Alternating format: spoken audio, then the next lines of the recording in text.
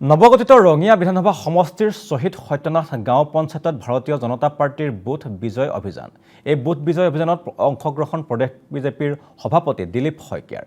প্ৰতিগৰাকী বিজেপিৰ কাৰ্যকৰ্তাই প্ৰতিটো পৰিয়ালৰ ঘৰে ঘৰে গৈ এই কাৰ্যসূচী ৰূপায়ণ কৰি আহিছে বুলি মন্তব্য দিলীপ শইকীয়াৰ।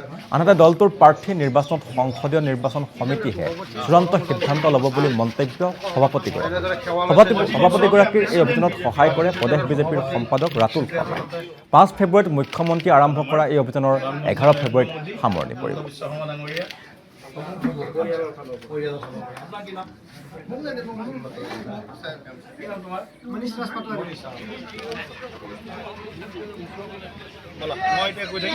সকলো বুথত ৰাইজৰ যিটো আমি মনৰ বাতৰি পাইছোঁ যে ৰাইজে বিজেপিৰ পক্ষত এইবাৰ আকৌ এবাৰ বিজেপিৰ নেতৃত্বত NDA চৰকাৰ প্ৰতিষ্ঠা কৰাৰ কাৰণে সকলোৱে সংকল্প ইতিমধ্যে লৈছে।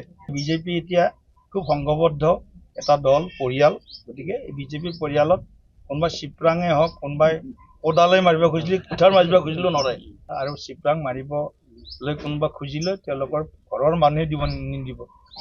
যদি ঘনীয়েক আছে ঘনীয়েকেও তেওঁ উল্টা তেওঁকে দিব আৰু যি দিব লাগে, তাৰপিছত ল'ৰা ছোৱালীও দিব উল্টাকৈ তেওঁ কিবা গণ্ডগোল কৰিলে। প্ৰত্যেকটো বুথত আমাৰ শুভাকাংক্ষী তথা কাৰ্যকৰ্তাসকলৰ মনোবল বৃদ্ধিৰ বাবে মাননীয় ৰাজ্যিক সভাপতি ডাঙৰীয়াৰ নিৰ্দেশ মৰ্মে তেখেতৰ মাৰ্গদৰ্শন লৈ আমি সকলোৱে তাৰ কাম কাজ কৰি আছোঁ। আৰু মাননীয় মুখ্যমন্ত্ৰী ডক্টৰ হিমন্ত বিশ্ব শৰ্মা ডাঙৰীয়াৰ নেতৃত্বৰ চৰকাৰখনৰ যি উন্নয়নৰ অনিৰুদ্ধ যাত্ৰা, সেই যাত্ৰাত মাত্ৰা প্ৰদানৰ বাবে আমি এনেকুৱা বয়োজ্যেষ্ঠ তথা যিসকল উঠি অহা যুৱক যুৱতী তেওঁলোকৰ পৰাও তেখেতৰ বাবে সকলোৰে কাৰণে আমি আশীৰ্বাদ বিচাৰিছোঁ, যাতে মাননীয় মুখ্যমন্ত্ৰী মহোদয়ৰ এই উন্নয়নৰ অনিৰুদ্ধ যাত্ৰাত এক নতুন মাত্ৰা প্ৰদান কৰে। তাৰ বাবে চুবুৰীয়ে চুবুৰীয়ে আমি সকলোৱে লগ লাগি আশীৰ্বাদ বুটলাৰ কামত নিয়োজিত হৈ আছোঁ।